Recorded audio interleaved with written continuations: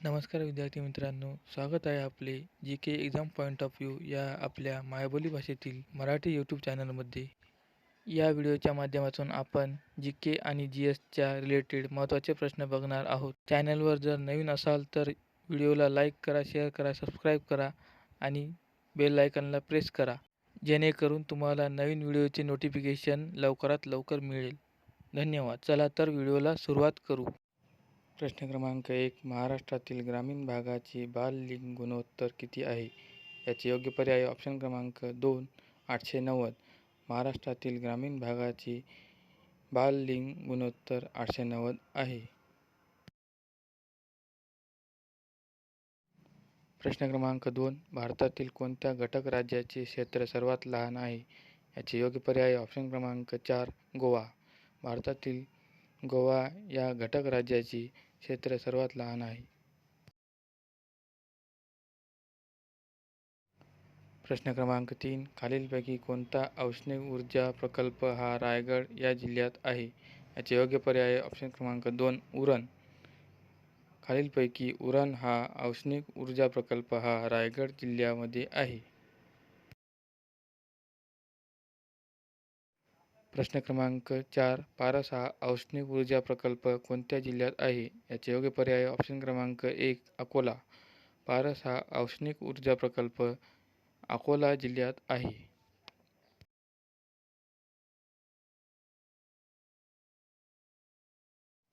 प्रश्न क्रमांक 5. कोणत्या देशाने अलीकडेच युक्रेन पुनर्रचना परिषद आयोजित केली होती? याचे योग्य पर्याय ऑप्शन क्रमांक 3 जपान. जपान या देशाने अलीकडेच युक्रेन पुनर्रचना परिषद आयोजित केली होती. प्रश्न क्रमांक 6. भारताचा उपराष्ट्रपती यांच्या संबंधित कोणती कलम आहे? याचे योग्य पर्याय ऑप्शन क्रमांक 3 कलम 63.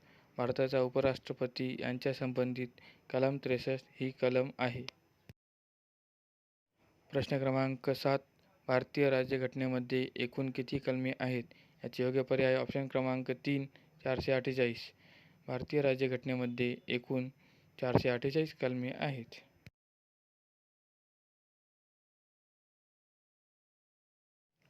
प्रश्न क्रमांक 8. आतापर्यंत बिनविरोध म्हणून निवडून आलेले एकमेव राष्ट्रपती कोण आहेत? याचे योग्य पर्याय ऑप्शन क्रमांक 3 नीलम संजीव रेड्डी. आतापर्यंत बिनविरोध म्हणून निवडून आलेले एकमेव राष्ट्रपती हे नीलम संजीव रेड्डी आहेत. प्रश्न क्रमांक 9. राष्ट्रपतीपदाची निवडणूक लढणाऱ्या व्यक्तीस वयाची किती वर्षे पूर्ण असणे आवश्यक आहे? याचे योग्य पर्याय ऑप्शन क्रमांक 4 35. राष्ट्रपती पदाची निवडणूक लढणाऱ्या व्यक्तीस वयाची 35 वर्षे पूर्ण असणे आवश्यक आहे. प्रश्न क्रमांक 10. राज्यपाल पदासाठी वयाची किती वर्षे पूर्ण असावी लागतात? याचे योग्य पर्याय ऑप्शन क्रमांक 3 35. राज्यपाल पदासाठी वयाची 35 वर्षे पूर्ण असावी लागतात.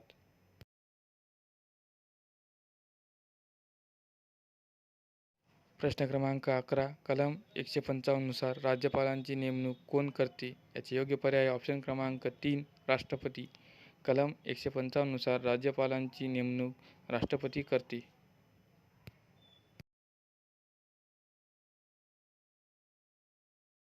प्रश्न क्रमांक 12. घटनेतील कोणत्या कलमानुसार राज्यपालांची नेमणूक राष्ट्रपतीकडून केली जाते? याचे योग्य पर्याय ऑप्शन क्रमांक 3 155. घटनेतील 155 या कलमानुसार राज्यपालांची नेमणूक राष्ट्रपतीकडून केली जाते.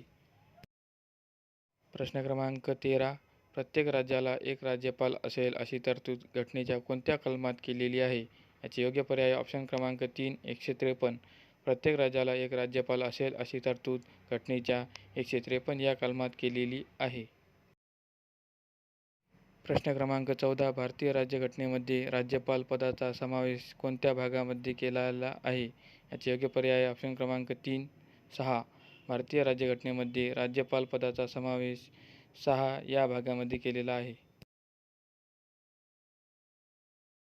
प्रश्न क्रमांक 15. राज्यपाल खालीलपैकी कोणाची नेमणूक करत नाही? याचे योग्य पर्याय ऑप्शन क्रमांक 1 उच्च न्यायालयाचे न्यायाधीश. राज्यपाल खालीलपैकी उच्च न्यायालयाचे न्यायाधीश यांची नेमणूक करत नाही. प्रश्न क्रमांक 16. राज्यपाल घटनेच्या कोणत्या कलमानुसार अध्यादेश काढू शकतात? याचे योग्य पर्याय ऑप्शन क्रमांक 2 213. राज्यपाल घटनेच्या 213 कलमानुसार अध्यादेश काढू शकतात. प्रश्न क्रमांक 17. कोणत्या कलमानुसार राज्यपाल क्षमादान करण्याचा अधिकार आहे? याचे योग्य पर्याय ऑप्शन क्रमांक 1 161. 161 या कलमानुसार राज्यपाल क्षमादान करण्याचा अधिकार आहे.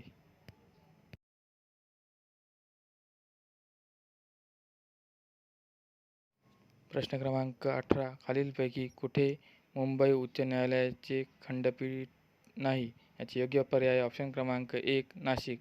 खालीलपैकी नाशिक येथे मुंबई उच्च न्यायालयाचे खंडपीठ नाही.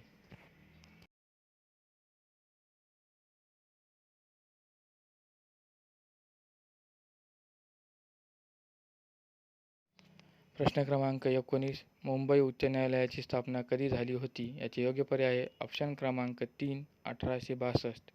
मुंबई उच्च न्यायालयाची स्थापना 1862 मध्ये झाली होती.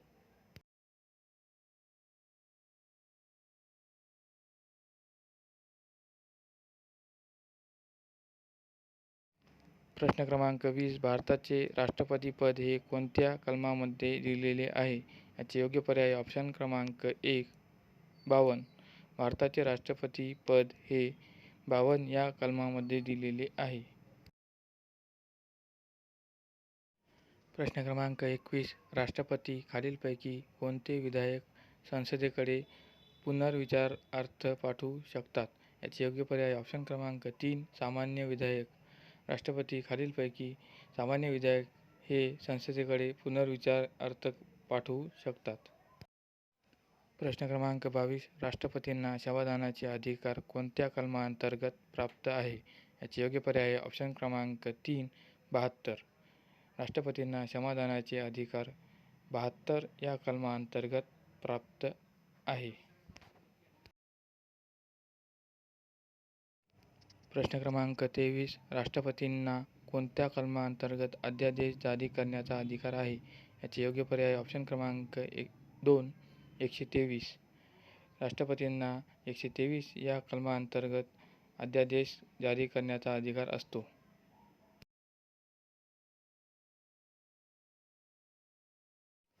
प्रश्न क्रमांक 24. घटना समितीसाठी निवडणूक झाली तेव्हा किती महिला निवडून आल्या होत्या? याचे योग्य पर्याय ऑप्शन क्रमांक 4 15. घटना समितीसाठी निवडणूक झाली तेव्हा 15 महिला निवडून आल्या होत्या. प्रश्न क्रमांक 25. भारताच्या मूळ घटनेमध्ये एकूण किती भाग होते? याचे योग्य पर्याय ऑप्शन क्रमांक 2 22. भारताच्या मूळ घटनेमध्ये एकूण 22 भाग होते.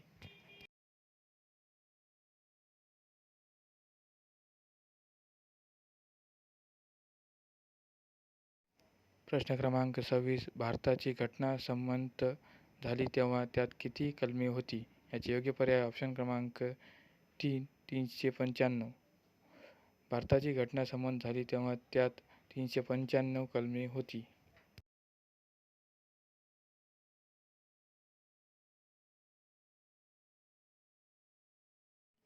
प्रश्न क्रमांक 27. मसुदा समितीची स्थापना केव्हा झाली? याचे योग्य पर्याय ऑप्शन क्रमांक 3 29 ऑगस्ट 1946. मसुदा समितीची स्थापना 29 ऑगस्ट 1946 मध्ये झाली.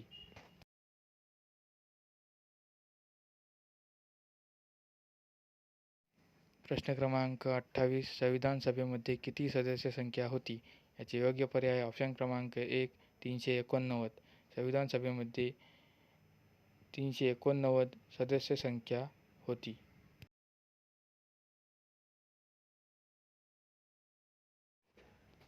प्रश्न क्रमांक 29.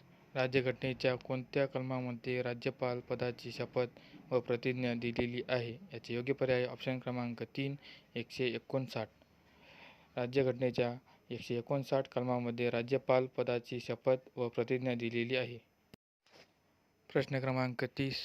कलम 158 नुसार राज्यपालांचे वेतन कोण ठरवते? याचे योग्य पर्याय ऑप्शन क्रमांक 3 संसद. कलम 158 नुसार राज्यपालांचे वेतन संसद ठरवते.